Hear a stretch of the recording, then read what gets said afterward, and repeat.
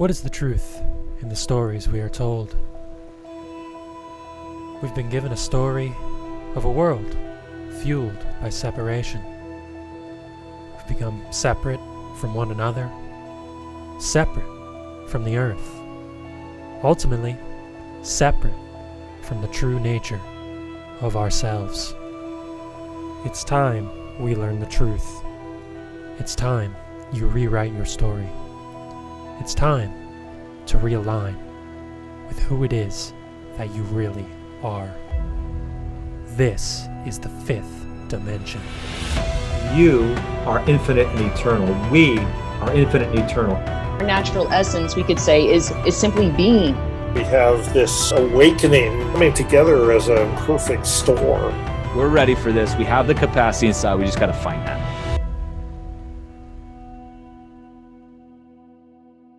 All right, everybody, welcome into the Fifth Dimension podcast. And for today's episode, I am joined by independent rapper, author, podcaster, entrepreneur, truly a man of many talents, Zuby. Thanks for coming on the show, man. All good, Evan. Happy to be here, man. No, it's a pleasure to have you. I'd love to start by talking about your new album that you have coming up, Word of Zuby. Saw you have the KickStarter for it, which you already blew away the goal for. So congrats on that. Thank you very much, man. Yeah, first day, first 10 hours. That's unbelievable. Thank you. So you mentioned in the video for it that it's powerful, provocative, potentially controversial. I mean, I'd love to just sort of hear about the artist's journey with it. You know, what's sort of the message behind it, and maybe how it compares to the other music you've already put out there, and what's sort of the what it's looking like, and what that's been like for you. Yeah, sure thing, man. So for me, every single album from my first one up until my ninth release, sixth album that's going to be coming out with Word of Zuby. Every album for me is a snapshot of where my life and where my head is at a certain point. Mm-hmm. And also a little bit of a reflection, I guess, of what's going on in the world to some degree. So I would wager that about 98% plus of the people who know who I am right now discovered me in the last 2 and a little bit years, right? So, and my last album, Perseverance, which was a best of as well, so it only had 6 new tracks on it, that came out at the beginning of 2019. And then 2019 was the year where literally millions of new people discovered me, hundreds of thousands more people started following me. So it's actually been over 2 years since people really heard new music from me. And over those 2 years, a lot of stuff has happened in my life, in my career, in the world in general. A lot of stuff has happened over the past 2 years. So anyone who follows me on social media, especially on Twitter, will know that I talk about a lot of stuff. I share a lot of ideas. I question a lot of things. I combat a lot of ideas. There's a whole bunch of stuff that's just going on, which I've been reflecting on and participating on. So this album really captures all of that and it encapsulates it. So if someone likes my social media, right? If someone enjoys my tweets and the kind of things I say and the way I think, etc., then my album is like that in music format to some degree, right? It's entertaining, it's funny, it's provocative. There's probably some lines on there some people will deem controversial. It questions a lot of things. It challenges a lot of orthodoxy. It's a heterodox album because I'm a heterodox thinker. I'm not someone who just goes with the sheep. It challenges a lot of stuff. Some of it indirectly, some of it directly, but it's also very entertaining. I feel like this is my most everything album. I think it's my most motivating album. It's also my most provocative album. It's also my most personal album. It's also my most political album. It's also my most religious album. It's kind of just more me. One of my friends, actually, I played the whole thing to one of my best friends, and he said he described it as uncompromising, which is probably a good way to put it. I think in the past with my music, I think stuff has been more compromising than it is now. This goes beyond my music, even my social media. It was really 2018 when I started getting a little bit more aggressive and outspoken on there. And so I've kind of just reached a stage in my life as a man with my music, with everything, where I'm just more willing for a lot of reasons to stick my neck out there and to sort of say like truly what I feel. I've always said what I feel, but on a deeper level, like as I get older, as I get wiser, I I sort of care less in a way. Like I care less. And I get to a stage where, you know, I'd describe it as when I first started music, I kind of wanted everybody to like me. Then after the course of several years, I got to the stage of understanding that, okay, everybody's not going to like me. And then another few years becoming comfortable with that. And now I'm at a stage where I don't even want everybody to like me. Like Right. there's people I actively do not want to like me, like, which might sound weird to people, or whether it's online or in my music, what, like, I'm like, you know what? I don't care. Like, why am I even, I have no interest in trying to appease certain people or people with certain, um, ideas or who are not even open to other ideas or whatever. It's like, look, you know, I'm going to be civil with everybody because that's who I am as a person. I'm not rude. I'm not directly offensive or anything like that, but I'm not going to sit on the fence on stuff I don't sit on the fence on. Right. And I'm just going to be me. I'm just going to keep it 100. I'm going to keep it real in the true sense of the word. And yeah, I know people love that for me. So the people who like me and who like that message and who like that mentality will like it. And the people who don't won't. And that's good. Right. No, definitely. I would say as a follower of your tweets and all you're doing, the one thing I appreciate the most is that rawness, the authenticity, you know, Mm. and the way you do it in a very humble way. Like there isn't any like personal slander or attacks on people. It's all No. coming from a place of respect, Hmm. and you have a good way of articulating the side that you're on and coming in with facts and wisdom and, you know, looking at things from a bigger picture, which I think a lot of people struggle to do. And, you Yeah. know, whether it's on Twitter, sometimes I see other people posting your tweets on Instagram and those will Yeah, make the rounds. they go crazy, dude. Reddit, Instagram, Pinterest, random forums. Like my tweets do 1 billion impressions on Twitter alone a year, and off Twitter, Lord knows how many they do. Right. And I think it just sort of speaks to the message, if you will. Mm. And, you know, on that note, you know, we're looking at the world today.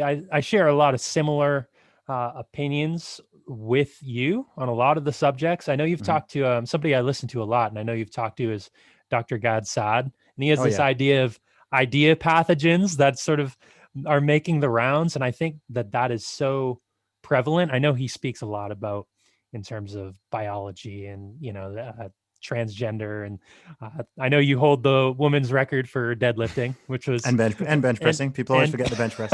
and people forget the bench press.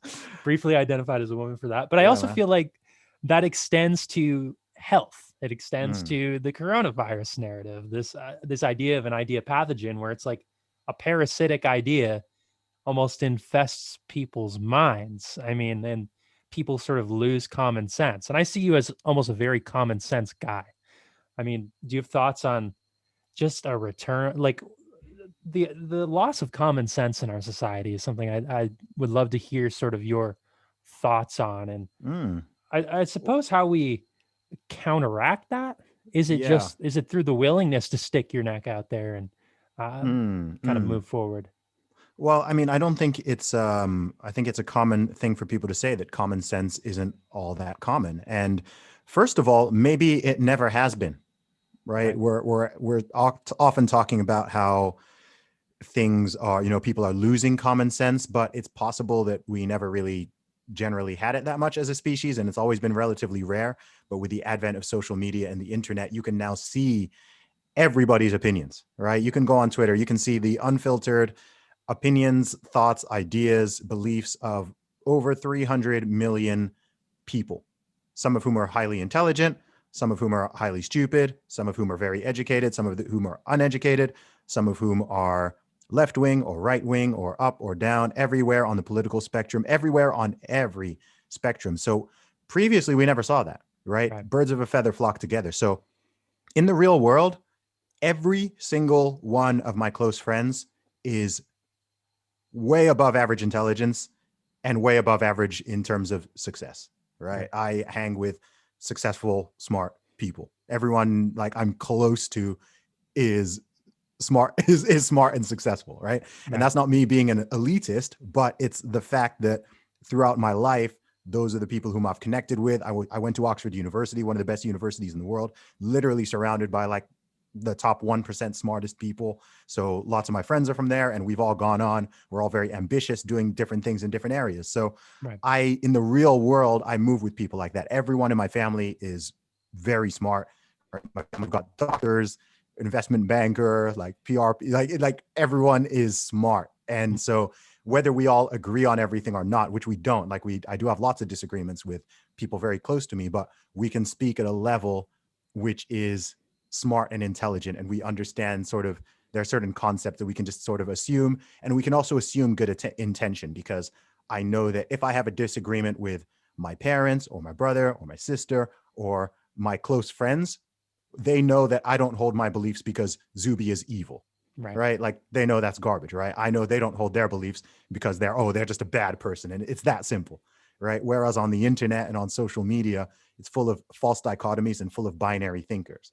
right? So you go on there, like I can go on Twitter, and this might sound harsh, but this is the fact, and this actually helps me to stay sane, is I remember that I just need to remember sometimes, look, some people are, sure, there are people who just oppose your ideology and have different ideas, and that's fine.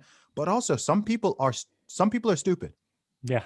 Some people are not smart. So if I'm trying to have a conversation with someone or who doesn't understand some basic concepts or doesn't understand nuance and gray areas and analogy and things like that, and if they don't understand these sort of tools that we use in communication, and then you've got that whole layer of not even being face to face in person, trying to be able to empathize and understand with each other, then sometimes I'm just like, you know what, I'm just going to leave this one, because I've got 100,000 notifications a day on Twitter, Right.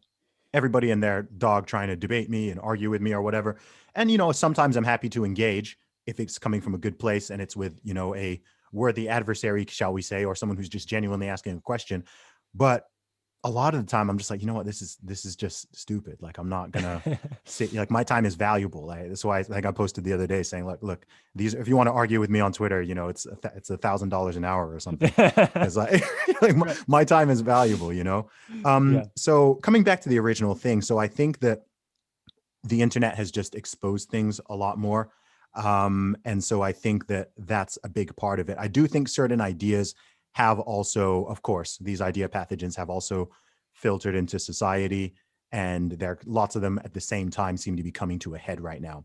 And I think we also have an epidemic of cowardice. I think for multiple reasons, people are afraid to voice their thoughts. And I'm not talking about like extreme beliefs or anything, but a lot of people are afraid to voice their opinions. They're scared to say what they think. And I mean this on a really basic level. They're afraid to defend good ideas. They're afraid to challenge bad ideas. They're afraid to stick up for their friends or their colleagues, etc. And I'm just like, forget all that. Like, I always thought that my level of courage was like, I don't know, I guess above average, but not super high above average. I also always used to think that the way I thought was fairly common. And one thing I've learned in the past few years is, wow, okay, I am someone who does think differently. Like you said, I do think that most of what I say is very sane and rational and commonsensical, and whether or not someone totally agrees or disagrees, I think I'm pretty good at articulating what I believe or what I think and why I think it. Right. But people like to create straw men and argue about things that I've never said, or assume beliefs that I don't hold, or assume I have, like, if I have a different position. I mean, people are doing this a lot, right? People paint these false dichotomies, right? So if you think that the coronavirus response is overblown, that means that you think the whole thing is a hoax. Right. Right. If you question anything to do with vaccines or mask mandates, you want grandma to die and you don't think anyone should take a vaccine or wear a mask. Right. It's like there's a lot of gray area in between these positions. Right. If you don't support lockdowns, you want to just let it rip through society and do absolutely nothing. It's like, are these the only two options? Either we shut down the whole economy and lock everyone in their house for a year plus, or we just let a virus run through the population and kill everyone it needs to kill. Like, are those the only two options here? Like, why are there so many false dichotomies? People do this on everything. People do this on politics. Are you left or right? How are you gonna reduce all the realm of political beliefs to two directions on a map, right? Like east or west? Like, it's like, wait, can you not be somewhere in the middle? Can you not be like over here or over here? Can you not be maybe leaning right on this one and leaning left on this one?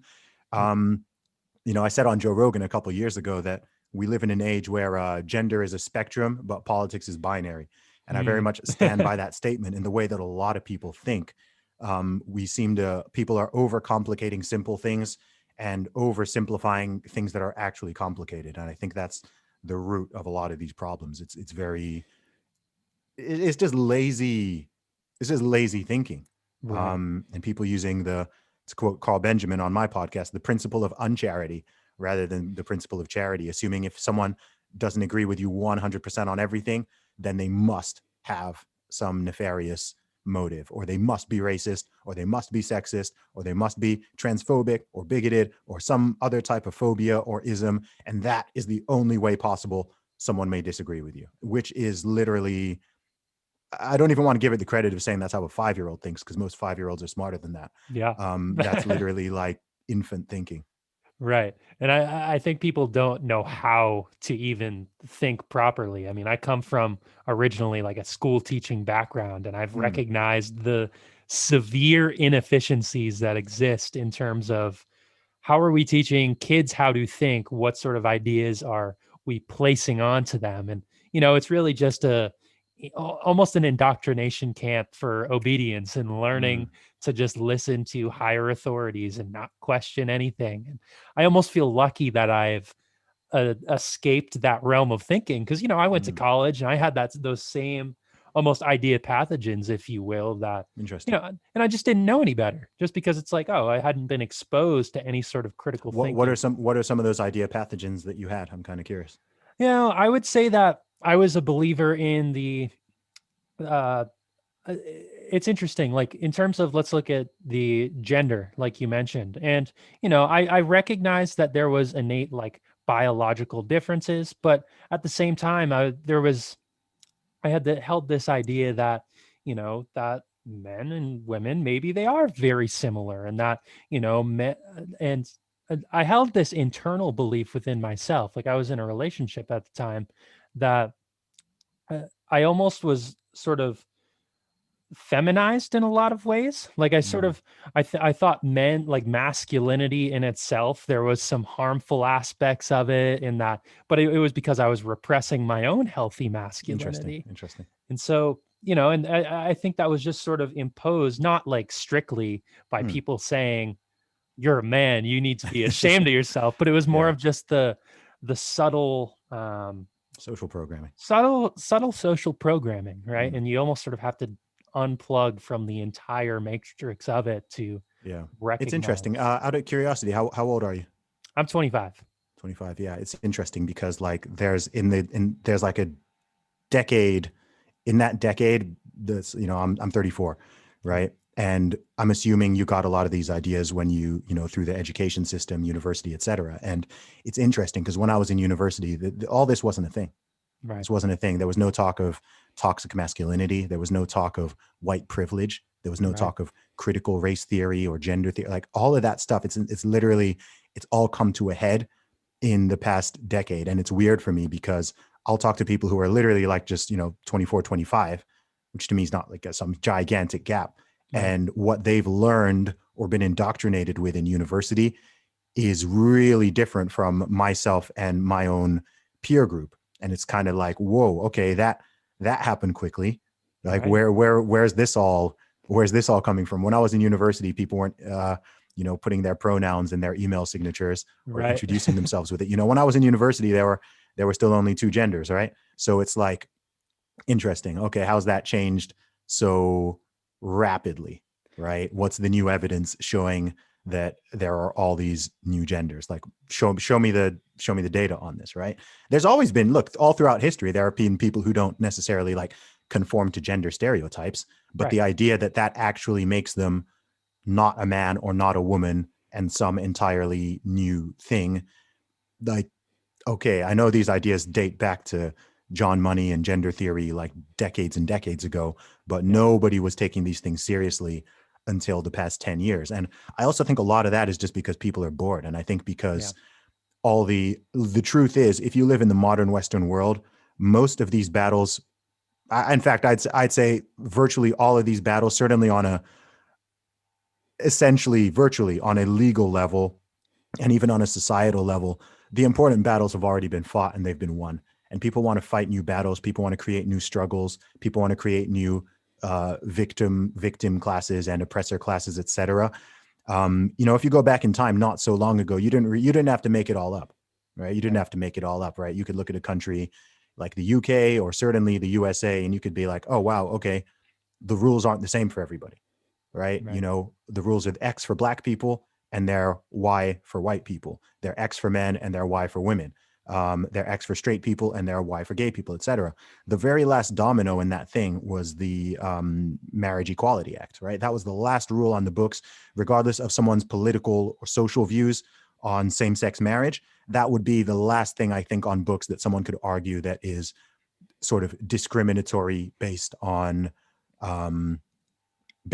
just sort of who somebody is, I guess a characteristic which is largely immutable from what I know anyway, from what it seems. So with that one done, I don't think it's accidental that it was after that happened that all of this nonsense really kicked off. Most people don't draw that link, right? But it seems like since then, a lot of the people, especially on the left side of the political spectrum, people who consider themselves progressives, people who want to be fighting for some victim class, they want to be fighting against the oppressor, they want to be feeling like they're contributing to the world, they're being activists, whatever, right? They always had a legit battle before. And I don't think they do anymore, which is why like the whole transgender thing has become the new craze. Like they've just decided, you know what, we're just going to like transgenderism now. Like that's our thing, right? That fight, there's been that fight. Now it's just like, okay. And the whole thing about that ideology is it's very much an ideology, right? Yeah. It's very much an ideology. It's not, we're no longer necessarily dealing with reality. Like the lines between reality and dogma and ideology are very blurred on this thing, right? Yeah. It's very, very blurred. So when you have people repeating statements like trans women are women, right? Or like, right, that's more a religious, ideological, dogmatic chant than it is a factual statement, because the truth is you cannot actually change your sex, right? It's not possible. A man can do all sorts of things to appear like a woman and to live like a woman and to even look like a woman and vice versa, but you cannot change your DNA, right? If you switch over, you don't suddenly have a functioning penis that can make babies. You don't suddenly have a functioning vagina and womb that can bear children, etc. Right? Like you can do all of these things, and people, look, if you're an adult, like if that's really where you want to go, like, people can do those things. I'm not saying, people should be banned from taking hormones or whatever they want to do, again, as adults, but people are people are trying to force each other to accept what is no longer reality, right? And they do this through a lot of mechanisms. So even the whole LGBT acronym, like, I don't think the T should be there, right? The T shouldn't be there because it's a whole different thing. It's not, I don't see what the T has in common with the L, the G, or even the B, if it's like, okay, a man who's attracted to men, okay, get it? A woman who's attracted to women, get it? A man or woman who's attracted to both, get it? A man who identifies as a woman or who use one, like these are that's like a different thing now, right? So they ram them all under the same umbrella, but it's like, wait, those first three things are just like factual statements. Okay, like that's factual, right? Like if you if someone, but the last one, and which is the one that, is really sort of spearheading it now, and actually it seems to even be creating a lot of friction there, is they're trying to force people to believe in the religion, right? In the religion, right? So someone will be listening to this right now and this, oh my gosh, how dare you say that a man cannot actually be a woman cannot actually be. We all know this is true. Everybody knows this is true. Even the most hardcore progressive gender theorist, pro-trans person knows that, if it were not true, you wouldn't even say trans woman or trans man, right? You would just say man or woman. Like the whole thing doesn't even make sense if gender is merely a social construct, then how does this even make sense? Like none of it makes sense together, right? It doesn't make sense. It's not logical. It's not rational. So look, if people want to do what they want to do, then that's fine. But when you get to the stage of trying to force a belief system or an ideology, whether it's secular or it's religious, when you're trying to force that upon people, that's where the rubber meets the road, and people are going to start fighting back and have an issue, right? Very few people in our society have a problem with, take religion, right? Most people are totally fine and comfortable with people having their beliefs or their non-beliefs, right? We live in a diverse society, free, open society, relatively tolerant. People are free to believe what they want to believe.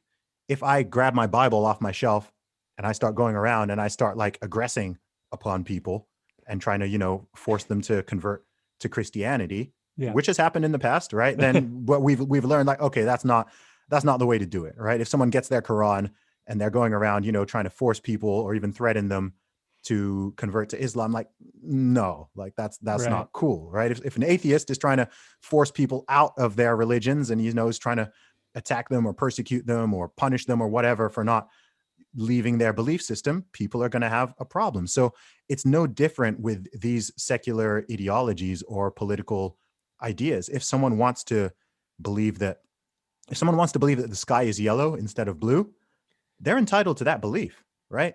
Totally entitled to that belief. What you cannot do is force me, under the threat of some kind of punishment or shame, to also believe that the sky is yellow, because it's not, right? It's just not. So people can have their ideas and whatever, but when you cross that line of trying to force people into this stuff, that's when you get the problems. And also I think when it comes to some of these topics, I think the activists do more damage than anybody. Because again, I think, we live in the most tolerant society in the world and in history, really. Right. 100%. Like, I live in a country where a dude can go into the supermarket wearing a freaking dress and probably nobody's going to say anything. There's a lot of parts in the world, like you literally will get beaten up as soon as you like leave your house in lots of parts of the world. Right. So people who are trying to say, oh, the UK is not tolerant. I'm like, dude, like you haven't been anywhere, man. Try that in Nigeria. Like, you will get beaten up. Try that in Saudi Arabia. Like, you'll get arrested. So, like, we live in such a tolerant society, and, but it's like tolerance isn't enough for some people. Tolerance is not enough. Like, they've gone past tolerance and it's like, okay, now we need acceptance and we need promotion. Right. It's like, no, like, I'm going to tolerate what I tolerate, and I can even be accepting of certain things and understanding and have empathy or whatever, but you're not going to force me to suspend reality or to totally ignore my own belief systems or have my own rights trampled because you want me to entertain your one. Like, I'm not doing that to you.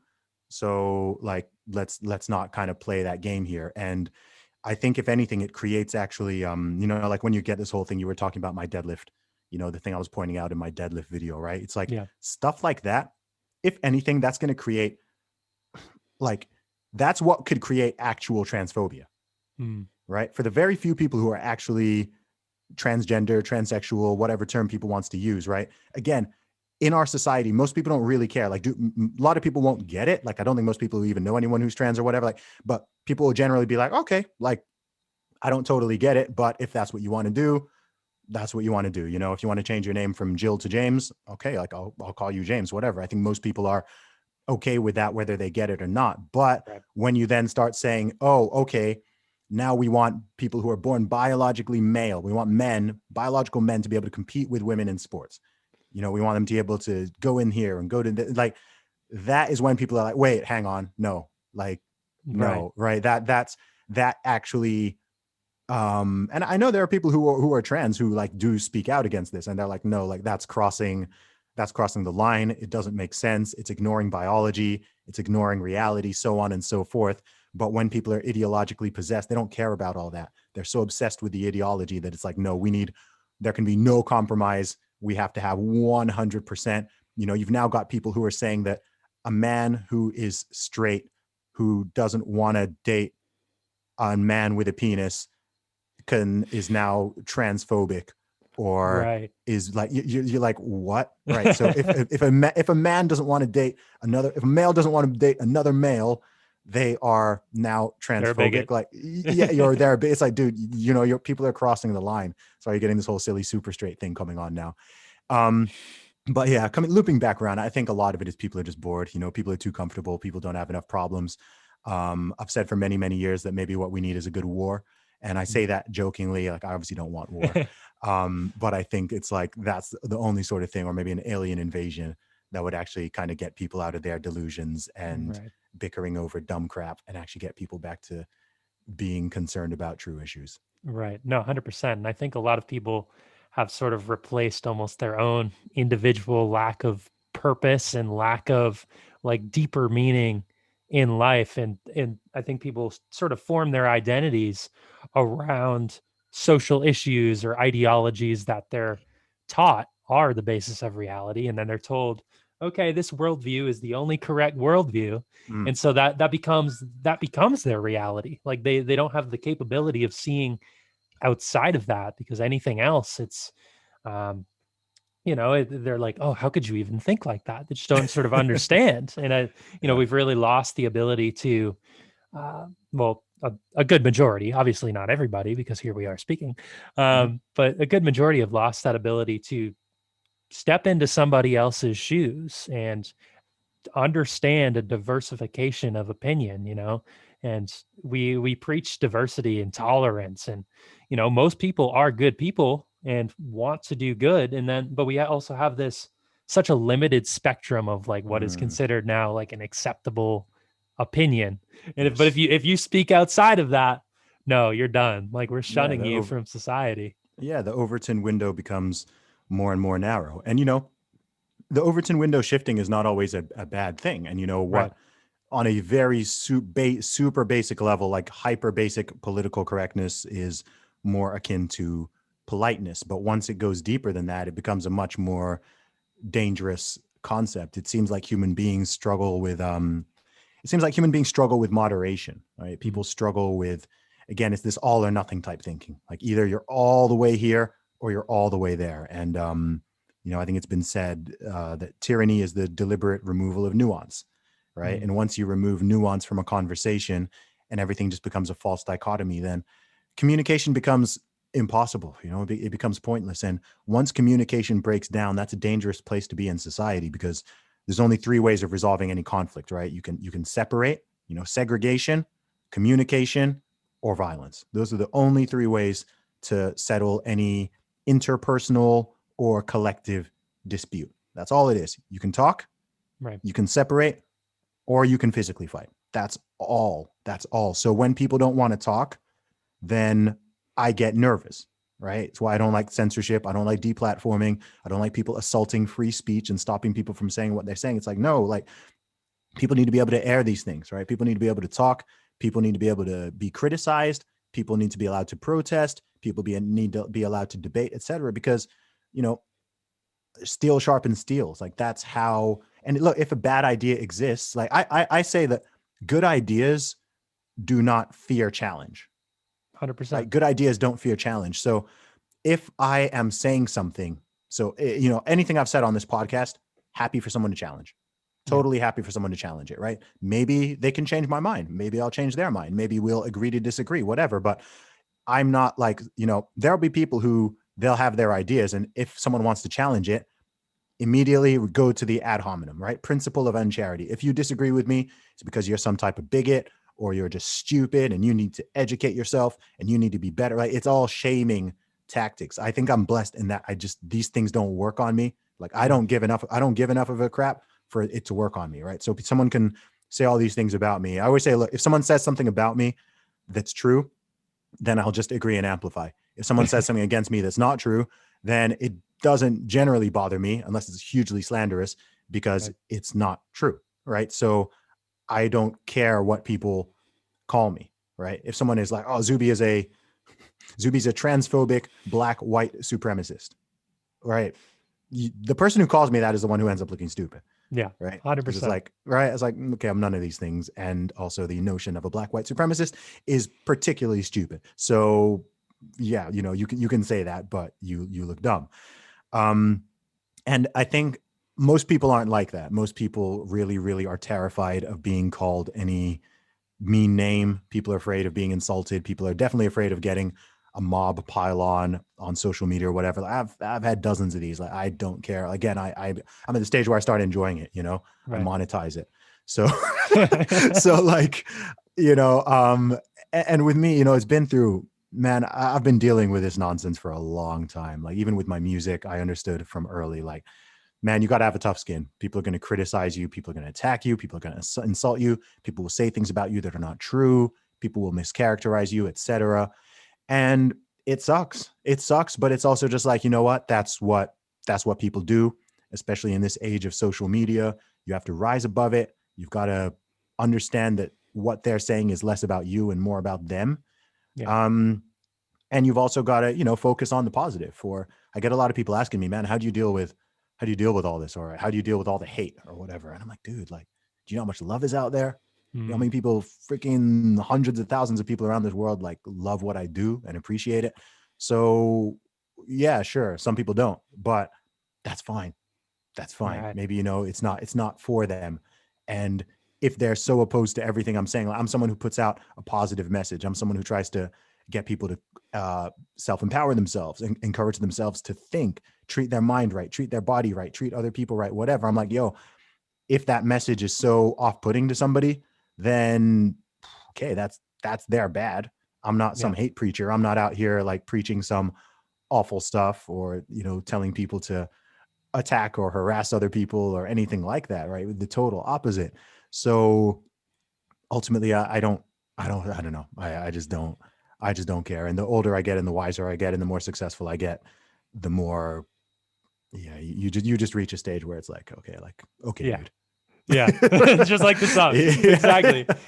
Yeah. If anything, those people who are truly criticizing and slanderous are the ones who need those positive messages the most, which is probably why they're putting up that resistance to it. They're like, I can't deal with this. It's going to shatter my. Oftentimes they're the ones who follow you the hardest as well. Like, I've said, even in music, I mean, haters are just kind of like, the line between a super fan and a hater is very thin. Very, very thin, because they give you the same energy, just in different ways. Just in different ways, right? That person who subscribes to your YouTube channel just so that they can dislike every video and like comment something negative. That person who follows you on Twitter just to argue with you. I'm like, man, you're still paying attention to everything I do. You're paying attention to everything I do. You're adding to my engagement. You're bumping up my view count. You're still adding to my engagements on YouTube when you dislike my video, whatever it is. It's like, okay, like there must be something I'm doing that you find captivating. And, perhaps, right, it's like, you're still a fan. You're just like, you're a fan in denial, right? You're like a fan in denial. Like, if what I was doing was that not compelling to you at all, you just wouldn't be here. You wouldn't be subscribed to the channel. You wouldn't be following me. You just ignore it. Like, if I don't like something, I tend to ignore it, right? Yeah, same. I tend to just ignore it, right? I'm not subscribed to YouTube channels that I dislike. Right. I'm not following accounts on Twitter purely to argue with them. It doesn't mean I only follow people I totally agree with, but I'll engage. If I engage, I'll engage in different ways. Like, it's not just like, there are people who will be something good. You put this out, silence. You put that out, silence. As soon as there's something they disagree with, all of a sudden, no, now they're all piping up. It's like, okay, well, you ignored like the past 20 things that, you could have taken some inspiration or some positivity one, and you've decided to jump on this one. And you see these patterns, but hey, man, ultimately you can only control yourself. And people are going to do what people are going to do. And some people are positive. Some people are negative. Some people are supporters. Some people are haters. Some people are just in the middle. Most people are just in the middle on all these things. So ultimately, all I can do is do me in any 24-hour period. 100%. And I think a lot of people have lost that personal willingness to just be themselves. Like, we don't teach people how to be themselves. We shouldn't have to teach people how to be themselves. You shouldn't have to teach people, man. You shouldn't have to teach people. No, like, it should just be natural. Yeah, people forget how to be themselves. Kids know how to be themselves. Right. Kids know a lot more. Kids, it's a joy. Like, I don't have kids yet, but I've got 9 nieces and nephews. And one of my favorite things about just like hanging out with and talking with kids is they don't have all the limiting beliefs that adults have yet. Right. So I think actually there's a lot of stuff that people are born with. Even things like confidence, like kids tend to be more confident, a bit more bold, tend to be more honest, etc., more inquisitive. And actually that gets beaten out of people as they get socialized. And so I think I think as an adult, it's important to hang on to a little bit of some of those childhood traits, right? Not Yeah. immaturity, but intellectual curiosity. The reason to ask, what's the most annoying question children ask? Why? Why? How come? Why? It's annoying, right? You're trying to fob them off and they're just like, why? It's like adults should do that, Yeah. right? Adults should do that. Why? Like, why are we doing this? Like, why? Is this correct? Is this accurate? What about this? What about that? Like, always just asking questions. And again, good ideas do not fear questions. Right. If someone is trying to stop you from asking questions, like, again, look at this whole past year. People don't want you to ask questions. People get Yeah. angry when you ask questions. People get angry when you point out certain data points, or you quote certain statistics, or you bring up certain scientific studies, or you bring up logical fallacies, etc. People get angry because people Yeah. don't want to answer questions. They're just like, shut up and do what I say, right? Follow the science just means follow the narrative. That's all Right. it means now, right? Science has been bastardized over this past year. I don't even know 100%. what the word science is supposed to mean anymore. It's just turned into, a secular religion / cult. And even in religions, man, you can ask questions. Yeah. Seriously. Like in religion, you can ask questions, right? There's stuff in the Bible that I'm like, this seems a little bit contradictory. Like, why is it like this? Or what does this mean? Can we go into this? Whatever. I ask questions. That's fine. But if you can't ask questions, it's certainly not science. Like the whole point of the Right. scientific method, science is meant to be a method, not like just a doctrine. So if you can't ask questions around basic things, like whether it's the efficacy of masks or the efficacy of lockdowns, or the difference between this or the difference between that, or what are the real numbers? What does this statistics mean? How are the deaths being counted? What are the demographics on this thing? Okay, let's compare countries. Let's compare states. Right. You said you're in South Dakota? Yep. Am I right in saying North Dakota did a lockdown and a mask mandate and you guys They didn't? They did. Okay. All right. Can we talk about that? We can. The Yeah, numbers are right. about the same. Okay. Yes. So why can't we do that? Right. And people are like, nope, you're not allowed to ask that question, Zuby. I'm like, why not? I thought you were talking Right. science. Let's talk science. Let's talk facts. Let's talk data. And people, oh, you're a conspiracy theorist. It's like, dude, like the bar for being a conspiracy theorist has never been lower. Like, I'm just Right. someone who asks questions, challenges narratives, understands manipulation, understands. Look, also I'm a salesman, man. Like I'm a salesman. Like I know sales, I know marketing, I know how I know how people can be influenced. I know that there are psychological triggers, etc. So I know all this stuff from what I do, not like I do something nefarious, right? But like I understand anyone who does sales and marketing understands human psychology at a better level than the average person does. So when you're seeing all this happening, you're like, wait, I can see what tactics they're using Right. here. I can see what's going on. I can see how people are falling for this. I'm like, this is sales. Like this is sales. This is group psychology. This is groupthink. This is cognitive dissonance. This is Right. sunk cost fallacy. This is an upsell. You can see what is going on there.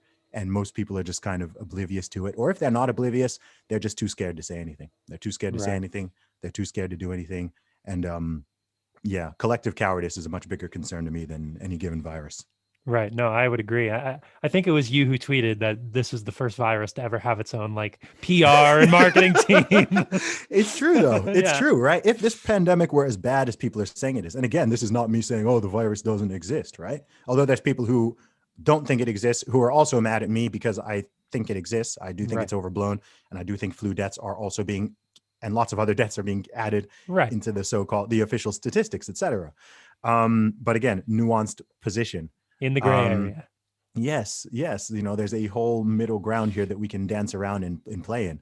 And some of it is even philosophical. It's like, who decided that the most important thing in the world is COVID?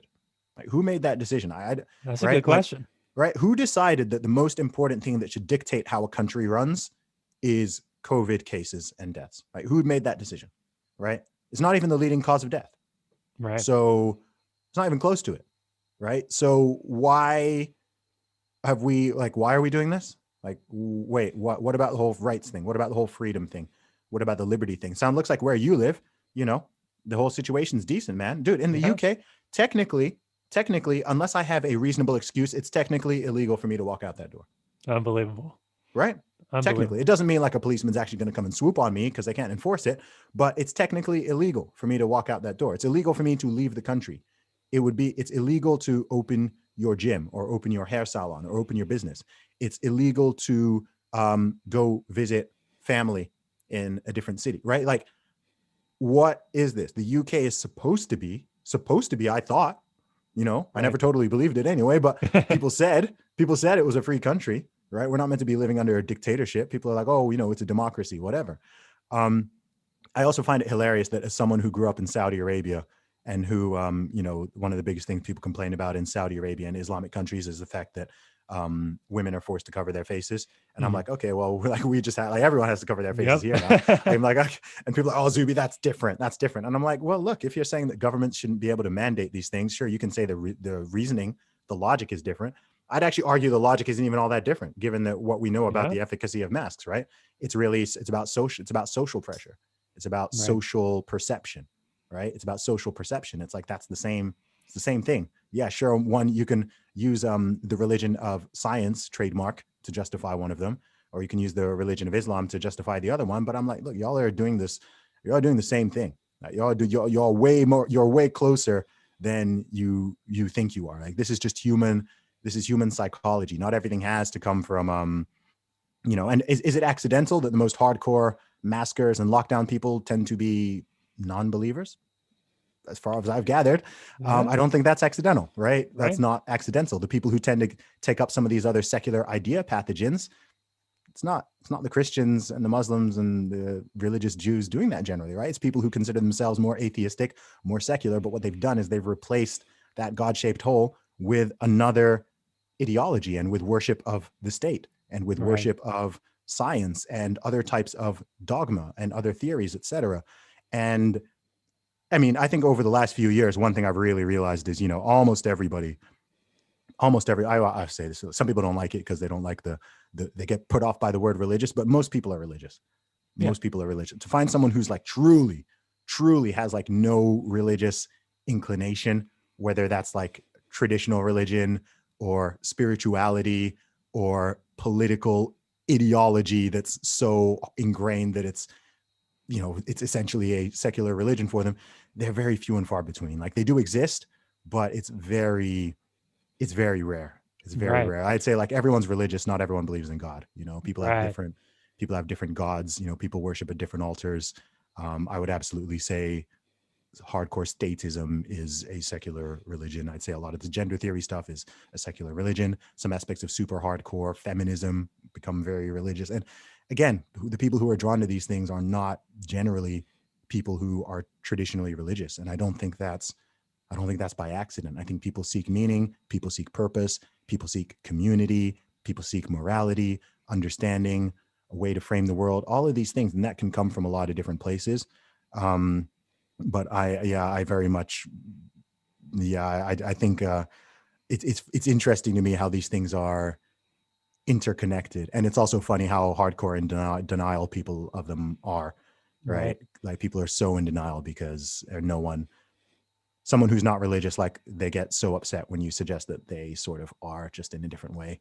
And they will like fight you about it. But so look, I'm sure you look, I don't know your own beliefs, but like, I'm sure you'll know people who are religious in their atheism. Yes, 100%. Right? Someone's got, like, I don't have Christian in my Twitter bio. But there's people who have atheist in their Twitter bio. So you're still defining yourself by God. Right? Your identity is that you don't believe in the thing that you are claiming doesn't even exist. And I'm like, that's interesting. Like, you're mentioning God in your bio, but I'm not, and I'm the one who believes in him. So what does that mean? Right? Like, what does that mean? Like, if atheist becomes an identity, like, in a proper sense, atheists should just be like, okay, like, you just don't believe it. So it's kind of just it's not a thing. But if you're like part of the atheist society and you're going to like atheist events and like you're congregating with other atheists and whatever, I'm like, that's your religion. I'm like, that's kind of a religion, dude. Like, that's actually you've built your own community and belief systems. And actually, if one of those people decided that maybe they do believe in God, you'd probably like cast them out, you'd excommunicate them. You know what I mean? So it's kind of like, well, and again, this isn't everybody, but it's funny how you can kind of human behaviors and belief systems. I think like human beings are just human beings. We are wired a certain way, and what fits into those slots can be different things and different ideas and go by different names, but we're not much different. We're not any different from our ancestors, really, Right. unless you go Right. back super duper far. So I don't know. It's that was a little bit of a rant. That was just sharing some random ideas No, it's floating around in good. my I loved brain. it. Yeah. It was, but it's so applicable because I think, if we don't consciously like choose, I guess you could say our God or like our higher power or sort of purpose, like Mm. it's going to just be sort of placed upon us, and we're just going to latch on to ideas and idea pathogens that we give them a deeper meaning than they actually hold, and we create this sort of cult around it. And I think, that's why COVID is a cult and a It religion. is. That's why the science is a cult and religion. That's why Mhm. the gender spectrum, all of that, Mhm. you could consider it. And I think people are very willing to throw to the fire anybody who doesn't fall into their religion. And I studied history to be a history teacher, and they always say that the people who don't understand history are the ones who are doomed to repeat it. But I Yeah. think you have to take it a step further. As I've sort of started studying like a lot of psychology, it's the people who don't understand the psychology of history are the ones who are doomed to repeat it. Because people don't like, what is the actual mindset of the people who were living in Nazi Germany? It's not like Hitler just snapped his fingers and then all of a sudden Yep. everybody wanted to exterminate the Jewish people. Like there Yep. was a very there was a line that was followed. And if you look at the steps that were all taken, it's very similar to a lot of the It's disturbing, isn't it? ideas that are taking place right now. Yeah, And that's why the people who have studied that and the people who do understand the psychology, like myself and yourself, are the ones, looking crazy out here, ringing an alarm bell, saying, hey, guys, like, this is not good, right? Like, this is like a path, this is a process. You're giving the government certain powers that they're not going to give you back. You're allowing yourself to fall prey to propaganda. You're demonizing and turning on people based on their freaking whether or not they want to cover their mouth and nose, or whether or not their vaccination. I don't know if you've seen this. I've seen a few people now with their vaccination status in their social media bios. and I see all the people Yeah. posting the vaccination card, which I think is the like ultimate virtue signal. But Dude, yeah, and again, it's weird because it's like viruses have existed for time, all our lives. And before them, there have been viruses, and there have been vaccines. Yeah. I don't remember anyone boasting about getting their flu shot or getting their MMR vaccine or getting their yellow fever vaccine. Like, I don't remember that. I don't remember people getting like tattoos of their vaccination date, right? Like, these are things like I've actually seen now. Never remember anyone saying in their Twitter bio, or apparently people are putting in their online dating profiles that they're vaccinated. Yep, And I'm seen just that. like, what is going on with people? One of the things that sometimes feels really lonely for me is like, sometimes I feel like I'm the only person who has I'm one of the few people who has like a long-term memory, right? Yeah. So I remember that this whole thing started with 2 to 3 weeks to 2 slow weeks. the spread, flatten the curve, right? I remember the reason for the initial lockdown. Now people want to lock down until everyone has taken an experimental injection. I'm like, wait, that wasn't I'm like, that's a big upsell. That wasn't what the initial sell was, right? People were told, just 2-3 weeks, take a little sacrifice, protect the NHS, flatten the curve, slow down the spread. Let's get enough time to get PPE. That was the deal. Most people were like 2-3 weeks. Okay. I thought it shouldn't be government mandated from the beginning, but most people, if you give them that instruction, most people are decent enough to be like, okay, if this is going to make a difference, I'm happy to mostly stay at home and just be extra cautious, right? Most people are willing to do that. If at this time last year, they said, okay, we want everyone to stay at home until we've got a vaccine and we've injected everyone with it. And then we're going to institute vaccine passports that if you want to return to normal life, you now need to show your papers. People would have been like, F off. Right. But how do you boil the frog, right? You do it slowly. You break people down, you demoralize them, you miscommunicate, you terrify them, you use propaganda, etc. You break them down so hard that they are now willing to do virtually anything to return to normal life or just to feel safe. Just to feel safe, right? People say that human beings value freedom. We want freedom, liberty, freedom. Not really. Not really. People want to be safe, and people want to feel safe. Yeah. People want to feel safe. People would rather feel safe than be free. That's the truth, right? It doesn't matter the society. People act like the Westerners are different in that regard. Like, this year's put that nail in that coffin, right? No. If you scare people, not only will they support authoritarianism from the state and the government and whichever person claims that mantle, they won't just support it, they'll demand it. Yeah. They will demand it, right? And if you don't jump on the authoritarian train, you will be demonized. You are now the bad guy, right? What do you mean? What do you mean you want freedom? What do you think? You think people should be able to make choices? How dare you? No, it must be mandated. Look at what happened when in the US. I was watching carefully when Mississippi and Texas, when their governors came out and lifted the mask mandate and lifted the restrictions. How did people respond? People responded as if they banned masks, right? Yeah. People responded as if they said, okay, we want everybody to die. That's how people responded, right? Because these people who worship the state, they don't understand that human beings have autonomy and can make decisions and can do risk analysis. Like, I don't know how they don't understand this, because it's literally how we've been living for the past several decades. Like, it's what we do on a daily basis. But some people don't get this idea. Again, all or nothing. Either it must be mandated by the government or the government must ban it. There's nothing else, right? You can't just make a choice. Like, either it's mandated or it's banned. And it's like, no, they haven't banned anything. They're just saying they shouldn't be these mandates, which there never should have been in the first place, right? They can even still say, we think maybe you should still wear a mask. Maybe you should still socially distance if you're not vaccinated, et cetera. Like, they can put out those guidelines, but there's a difference between a guideline or a recommendation and something that is mandated. Because once something is mandated, then that means if you break it, the police can now come in and potentially do you harm or arrest you or hurt you because you violated it. So people like to make laws. I'm always like telling people, look, you have to understand what laws are backed by. Every law is backed by violence or the threat of violence, period. Yeah. Every law is backed by violence or the threat of violence. So before you make a law, you got to think, okay, am I comfortable with the idea of force being used to mandate this and to enforce it? Right? That's really the question people should be thinking. But like you said, people are not taught to think. Like, people don't think like this. So, you know what? Like, I'm not into drugs. Like, I've never smoked weed before. Not interested. I don't even drink alcohol. But you know what? If someone wants to smoke weed in their house, do I think it makes sense for the police to come and kick in your door and point guns at you and arrest you, and if you resist, potentially shoot you because you smoked weed in your house? No, I think that's stupid. Yeah. I think that's dumb. You know what, though? If you murdered somebody or you assaulted somebody, I'm not speaking you, by the way, just generally. Yeah. Or like, so, right? Or like someone murdered, raped, assaulted, stole from, you know what? Am I comfortable with the idea of force being used to apprehend? Yeah, I'm comfortable with that. Right? I'm comfortable with that. They've used force on somebody else. They're potentially dangerous. They're a violent threat. Cool. I'm comfortable with that.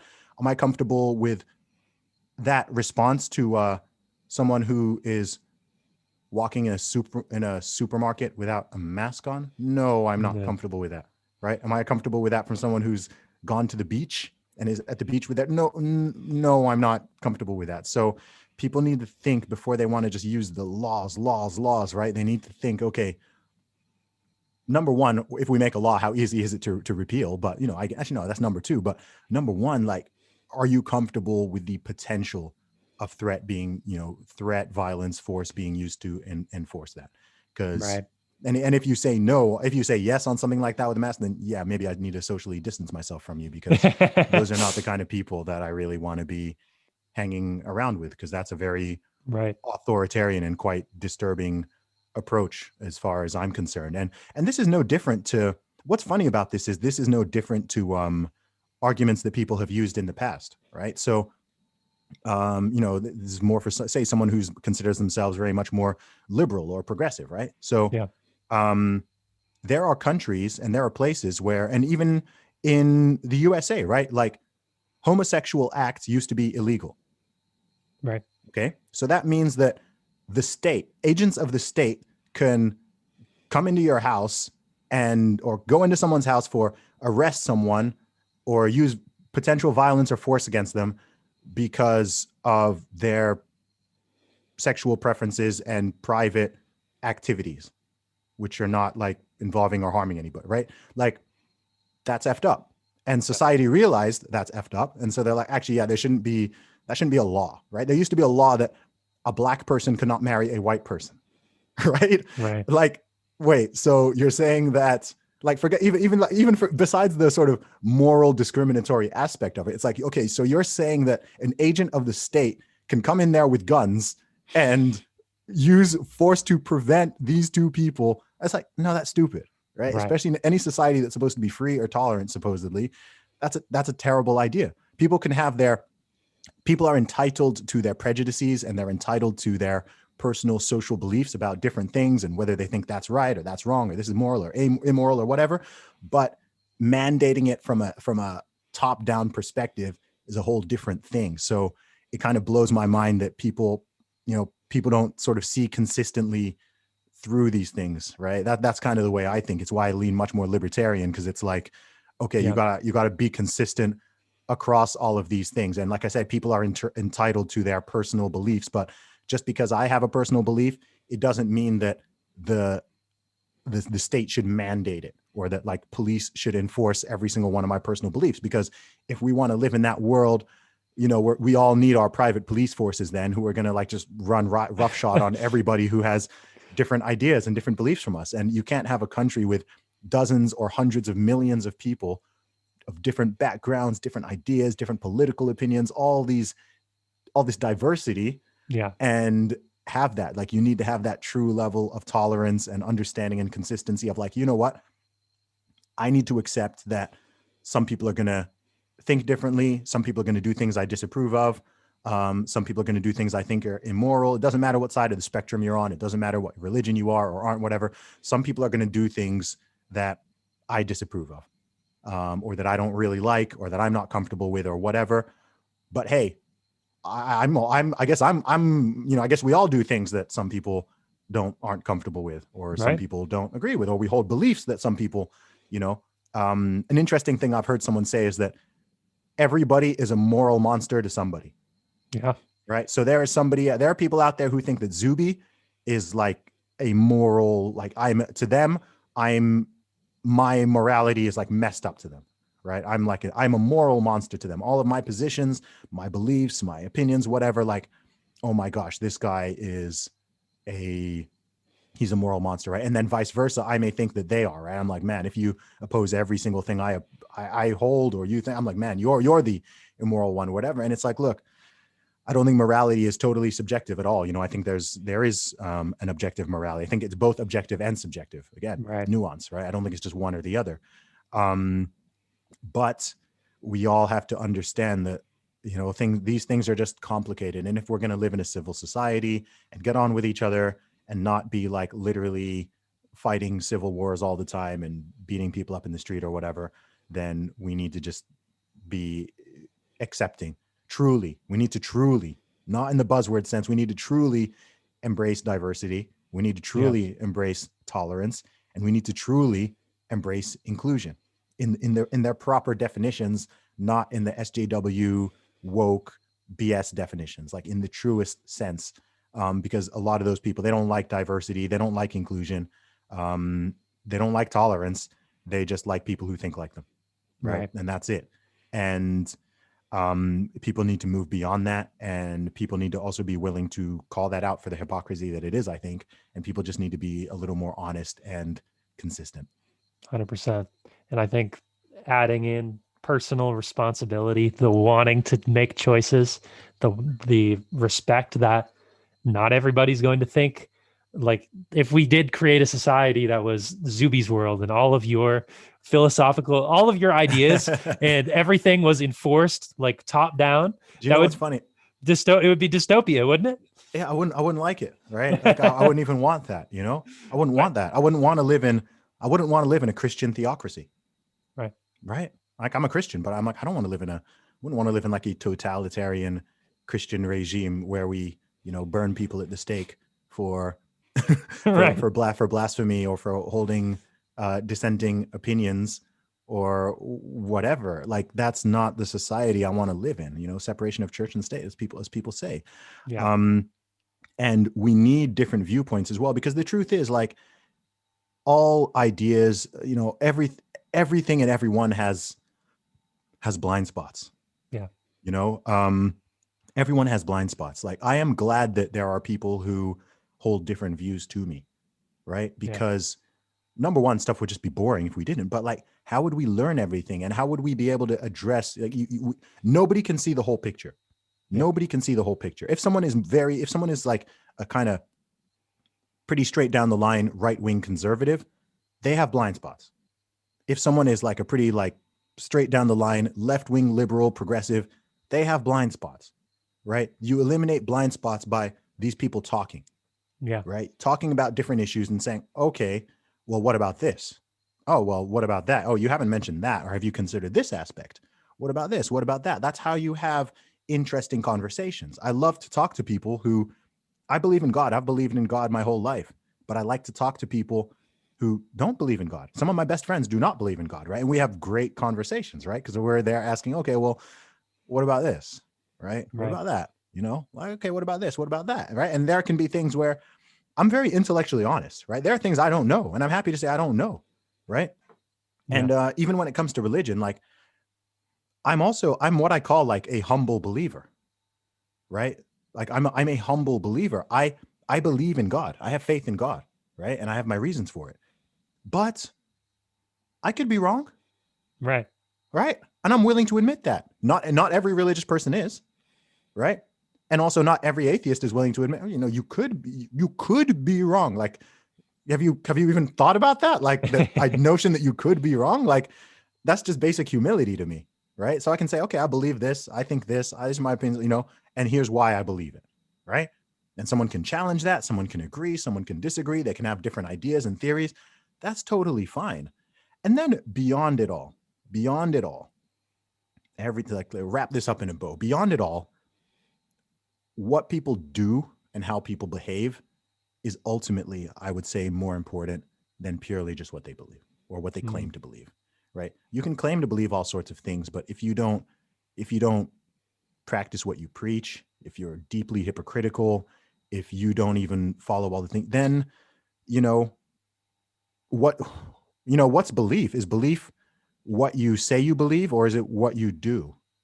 Right? Which one is a better indicator of belief, right? If you say you believe in X, but you do the total opposite of it, then do you really believe it?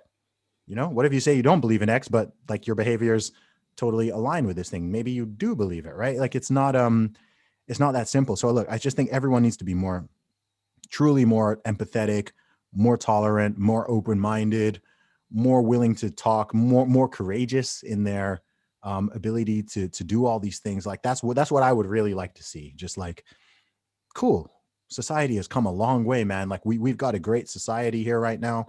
Like, things have been really good, like, as a model for the world, as a model through history. Prior to this whole nonsense over the past year, the modern Western world has made really big strides, great example to the world in a lot of ways, not in every way. Some things have gone too far in other ways, but cool, we've done this. So it's like, I'm like, don't ruin it. Right. I'm kind of like, don't ruin it. I'm, maybe that's why I'm also more, I think there's lots of reasons I'm more right leaning or more conservative leaning, but it's like, okay, like, let's not ruin, like, what we have is, human society is, what's the word? It's, not fragile, but precarious. Yeah. Right. Like, it's easy for stuff to go wrong. Stuff can go sideways real quick.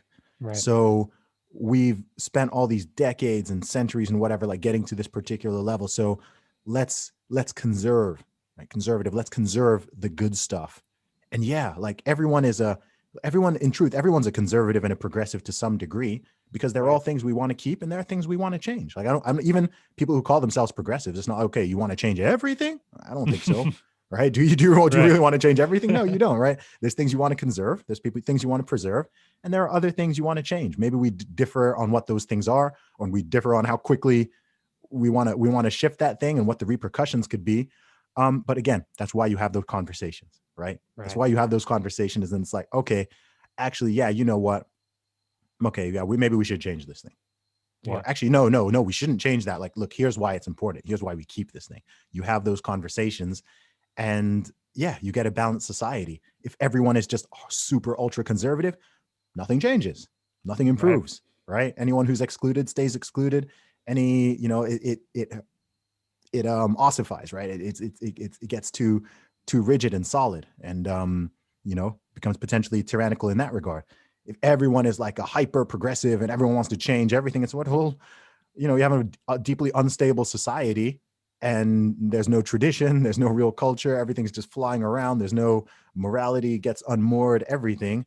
And it's like, yeah, you don't want that either. Like both of these things are quite dystopian in their own different ways, because there are always things you want to conserve, and there are always things that need to be changed. Right. 100%. And I would agree with that. And we have the most prosperous time in human history. I think I read there's more middle class people than there are people in poverty.